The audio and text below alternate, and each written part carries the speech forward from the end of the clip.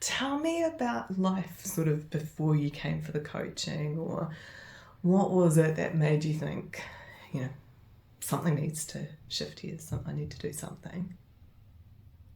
So coming along to you, reaching out to you for coaching and essentially for help was I felt like I was doing everything right in my life. Just I felt like I was trying so hard, and but I felt like my relationship with my husband, my relationship with my children were just a bit, just not the full potential of what they could be. And I guess the tipping point of me realizing that I needed some help with how I was feeling of an incident occurred with a outside person, and I was really shocked at my reaction and how I felt out of control in my response and feelings, and felt like I just needed some help. And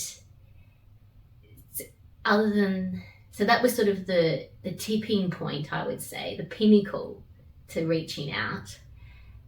But leading up to that, it was also feeling like I wasn't coping with my life and blaming it on, well, like my husband would say, maybe you need to cut down on your hours at work or get a new job. But I just felt like that wasn't the reason that I needed to stop either work or reduce hours.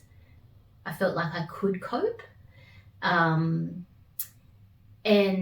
Or I couldn't see how life could change in like what the children were doing and busyness and things. And I was quite happy with how things were happening, but more my response to them. So that's why I reached out to Mind Coach Katie. So when I came along for the discovery session, I was feeling very emotional and nervous and had a huge headache, which is also something that I'd been experiencing in my life and treating with medication. And sat with Bex and answered lots of questions, shed lots of tears.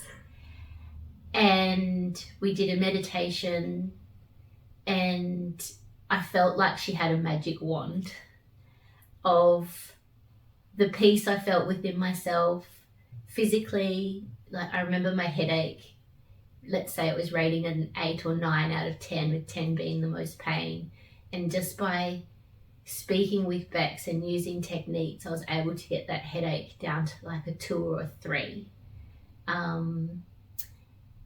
And continue to use those skills if I do have a headache over something, which don't happen very often.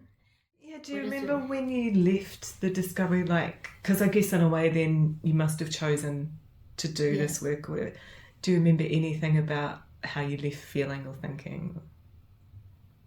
Once I left the discovery session, I felt like it was a no-brainer of that this is what was going to help and change my life, really, or change the way I looked at life. And I discussed it with my husband, and he was really supportive.